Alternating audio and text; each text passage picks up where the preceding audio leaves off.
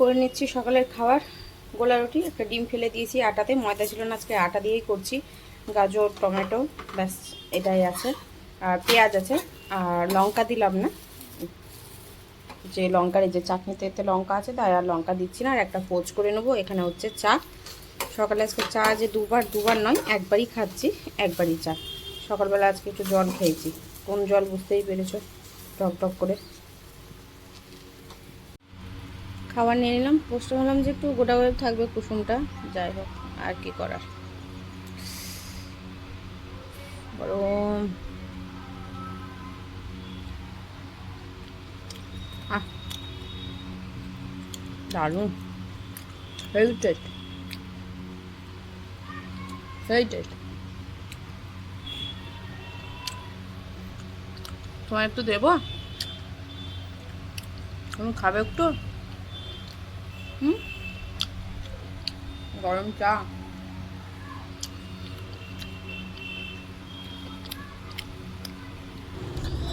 রান্না হয়ে গেছে শেষ, তো ভাবলাম দেখিয়ে দিই রান্নাটা। এই যে এদিকে ডুমুর ভাজা হয়ে গেছে, তরকারি করবো ভেবেছিলাম, তারপর দেখলাম দুটোই মশলা মশলা হয়ে যাবে, তো ভাজা খাওয়া হয়নি, ভাজাই করলাম। এদিকে শাক করেছি রসুন পেঁয়াজ দিয়ে, মাছটা হাঁড়ির ভেতরে রেখে দিচ্ছি। আর সোয়াবিন অনেকদিন খাওয়া হয়নি, ওই রসুন পেঁয়াজ দিয়ে, তো ভাবলাম আজকে একটু মাখো মাখো করে ঝোল করি রসুন দিয়ে, তাহলে বেশ মানে রসুন পেঁয়াজ দিয়ে আর কি, আদা বাটা রসুন বাটা এইসব দিয়ে। আর এদিকে কাপড় কাচা হলো এক চোট, আরও বাকি আছে, মানে একটা কাজের জন্য তাড়াহুড়ো করছিলাম, আর একজন একটা অনেক বড় কাণ্ড ঘটিয়ে ফেলেছে। কাণ্ডটা দেখাচ্ছি তোমাদেরকে। বাটিটা ভাবলাম আগে পরিষ্কার করব, তো আর পরিষ্কার হলো না, তো এখন পরিষ্কার করে নিয়ে দেখতেও বাজে লাগছে, নিজেরাই নোংরা জিনিসে খায় না, এবার পাখিদের বা বিড়ালরা এসে জল খায়, সে বাটিটা এত নোংরা কী করে রাখা যায় বলো। ধুয়ে নিই আমি, তো যাই হোক ভুলে গেছি, হয়তো খেয়াল থাকে না, কি বলতো, যত তাড়াতাড়ি সরা যায়। যেই কারণে তাড়াহুড়ো করলাম সেই কাজটা তো হলোই না, আর কাণ্ডটা দেখায়। পাপোশটাও কেচেছি, পাপোশটা রোদে দিয়ে দিই, নাহলে আবার শুকাবে না, অবশ্য শুকিয়ে যাবে বেলকানিতে দিলেও। ওই যে ওইদিকে কাণ্ডটা ঘটিয়ে ফেলেছে। একটা কাজ দিয়েছিলাম, কাজটা হলো কাপড় মেলতে দিয়েছি, আর ওই যে নিচে গেছে, ওই যে চাদর ফেলে দিয়েছে তারে।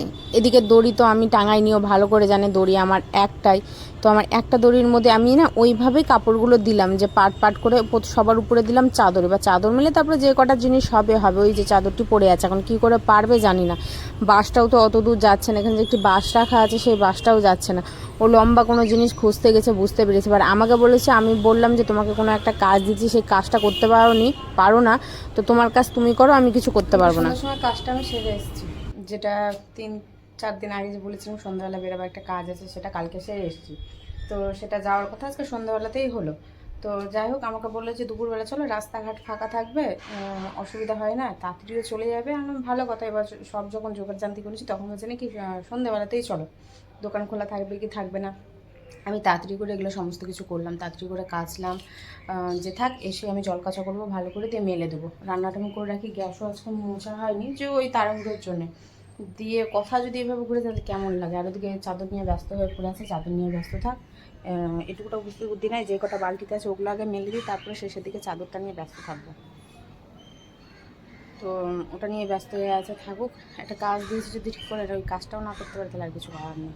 ও জানে যে দড়ি আমাদের নেই, আমি এই দড়িটাই ওই কিনে নিয়ে, এই যে একসাথে কিনে নিয়ে আসলাম, একসাথে দেখলো যে ওই দড়িটা তাও ছোটো হচ্ছে। বাবুর হয়ে গেছে রাগ, বাবুর রাগ হলে আমি কি করব বলো, আমি তো সারাদিন গরুর খাটার মতো খেটে যাচ্ছি। একটা কাজ বললাম তো সেই কাজটাও ঠিক করে করতে পারলো না, আর আমাকে বললো কাজটা দুপুরবেলা বেরোবো, সেই কাজটা এখন বলছে সন্ধ্যেবেলা বেরোবো। আমি তাড়াহুড়ো করে দমের উপরে উঠে গিয়ে আমি কাজ করলাম, তো এখানে আমার দোষটা কোথায়? এবার তুমি ভালো করে জানো দড়ি আমার একটাই, এত বছর ধরে তুমি ভাড়া থাকছো, তুমি চেনো না, তো আমার এখানে কিছু করার নাই, তোমার রাগ তোমার কাছে রাখো বাবা।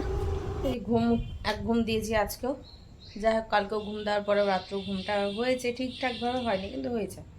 ওই রাতে ঠিক করে ঘুম হচ্ছে না বলে এই দুপুরবেলা করে না ঘুমিয়ে নিচ্ছি।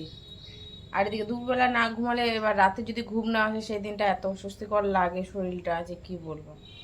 যাই হোক, লেবু জল খেলাম, মেলা হয়েছিল সেগুলোকে উঠিয়ে নিয়ে আসলাম, সন্ধ্যা পেরিয়ে গেছে, কিছু করার নেই।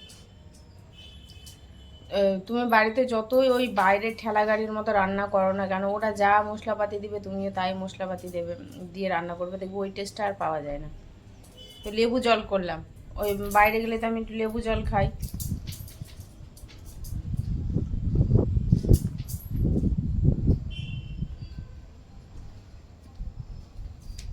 পণ্ডই করে দিল বলো, পণ্ডই করে দিল। যাই হোক হালকা বাতাস আসছে, বসে ছাদে যাবো, একটু দাঁড়াবো, একটু হাঁটবো। তো লেবু জল খেলাম, ওই রাস্তার ধারে যে লেবু জলের মতো আর টেস্ট পেলাম না। সেই একই জিনিস কিন্তু লেবু, লবণ আর ওই একটু ঠান্ডা জল হালকা, ওরা কিন্তু বেশি ঠান্ডা জল দেয় না, হালকা দেয়, সেটাই বরঞ্চ ভালো লাগে খেতে। তো লম্বা চওড়া একটা ঢেকু উঠলো, পেটটা হালকা হলো, আরও 3-4 বার ঢেকু উঠলে একদম পুরো হালকা হয়ে যাবে।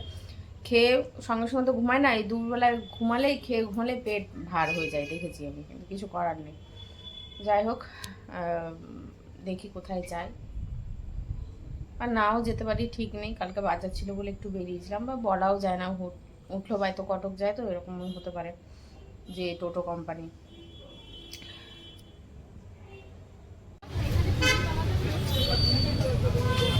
চা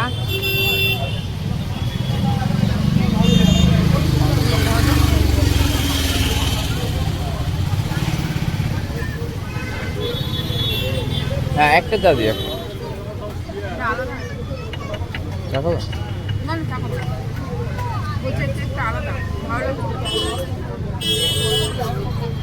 এই কেকটার কথাই বলছিলাম আমি, যেটা স্ট্রবেরি ফ্লেভারটা নিয়ে আছে না।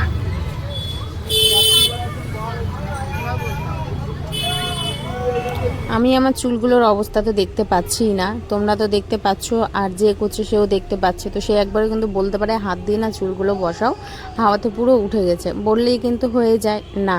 আমি এখন যে দেখছি, এখন দেখে আমার নিজেরই খারাপ লাগছে। আর মুখটা দেখেছো কি হারে একদম তেল চকচক করছে, কিছুই কিন্তু আমি এখানে জাস্ট জল দিয়ে মুখটাকে ওয়াশ করেছি, আর কোনো কিছু দেইনি।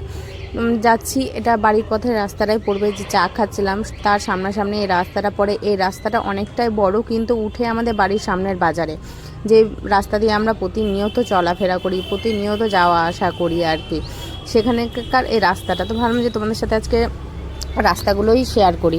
তো আজ পুরো সন্ধে যে বেরিয়েছি, অনেক গলিতে গেছি, গলি বলতে রাস্তাতে গেছি যেগুলো আমাদেরও চেনা জানা ছিল না, দ্বীপেরও চেনা জানা ছিল না, কিন্তু আজ আমাদের সাথে সাথে তোমরাও চিনে যাবে, চিনে উঠবে। তো এই বিরিয়ানির দোকান থেকে সেদিন বিরিয়ানি নিয়ে গেছিলাম, বেশ ভালো ছিল খেতে, কিন্তু দ্বীপের ভালো লাগেনি, আমার ভালো লেগেছে। এই হচ্ছে সেই রাস্তা, প্রতিনিয়ত যাওয়া আসা করা।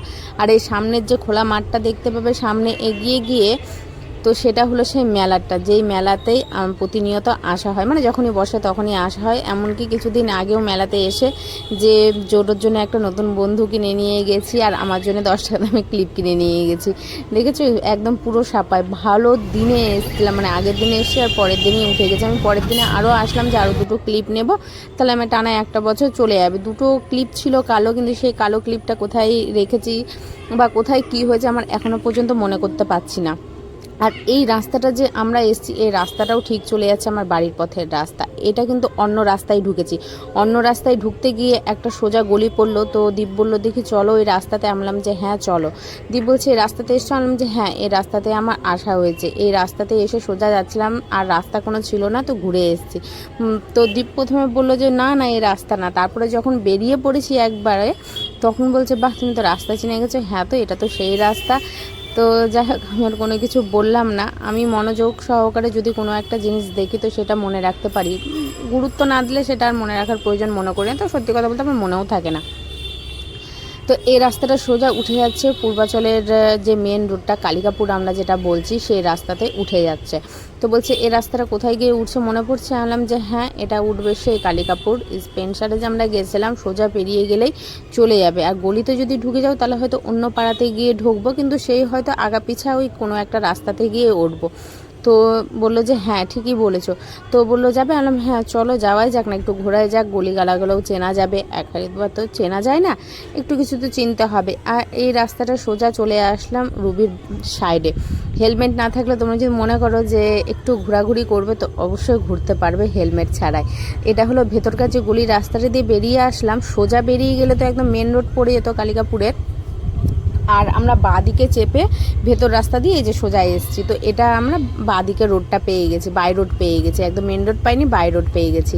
আর এই মেট্রোটা দেখে অনেকে চিনতে পারবে। তো বলো তো আমরা কোন সাইডে, তাহলে কোন দিক দিয়ে যাওয়া আসা করেছি বা এসছি, এটাও বলতে পারো। তো সামনের রাস্তা গেলেই এই যে রুবি চলে এসেছি। রুবি সোজা বেরিয়ে, মানে সোজা গিয়ে বাঁদিকে ঢুকবো, তাহলে আমাদের গন্তব্যস্থলে পৌঁছিয়ে যাব। তো দীপকে বলছিলাম আমি যে এটা দিয়ে যে সোজা যাচ্ছ কোন দিকে যাবে, বা দিকে ঢুকবে না সোজা বেরোলে তো আবার সে মেন রোড পড়ে যাবে, হেলমেট নেই। বলছে চলো না একটা রাস্তা আছে সেই রাস্তাতেই যাব, কিন্তু সেই রাস্তাতে গিয়েও আবার ঘুরে আসা হয়েছে। বাড়ি এসে দেখছি দেখো কি করেছে, নতুন নতুন সিস্টেম জানে ছেলেটা, নতুন নতুন ভুলে গেছি আমি নিয়ে বেরোতে। দেখো মানে শুরু করেছিল আর কি, বার করেছিল, এবার আমি এসেছি। এই যে মানি প্ল্যান্টটা ডাল নিয়ে আসলাম, তো এই মানি প্ল্যান্টটা না আলাদা, একেবারেই আলাদা। এর আগে যেটা নিয়ে এসেছি দেখো এটা আলাদা, দেখো অনেকটাই পার্থক্য, এই যে অনেকটাই পার্থক্য। এটা একেবারে বলছি পানের মতো লাগছে। দুটো ঝুলছিল ডাল বড় বড়, তো একটা ভেঙে নিয়ে আসলাম। তো ভাবছি যে হাফ হাফ করে জলের মধ্যে কি ডুবিয়ে দেবে, তাহলে এই যে শিকড়গুলো, এই শিকড়গুলো জিন্দা থাকবে, গাছটা হয়ে যাবে তাড়াতাড়ি। আর এর মধ্যে যদি এটা দিয়ে রাখি,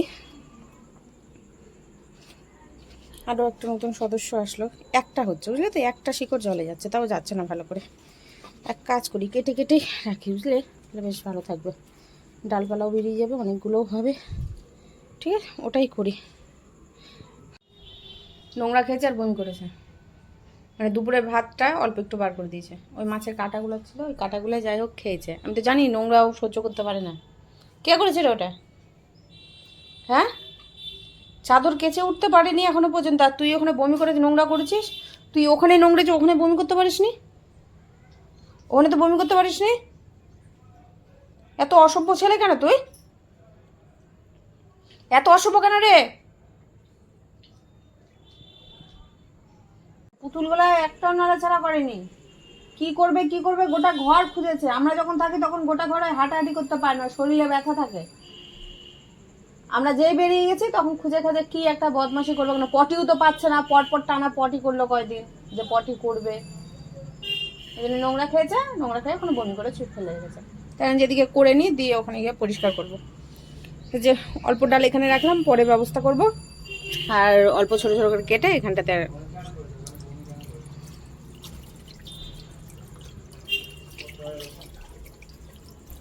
একদম আদর করবা না, কোনো আদর হবে না, বেশি বাদর হয়ে গেছে আদর করে করে।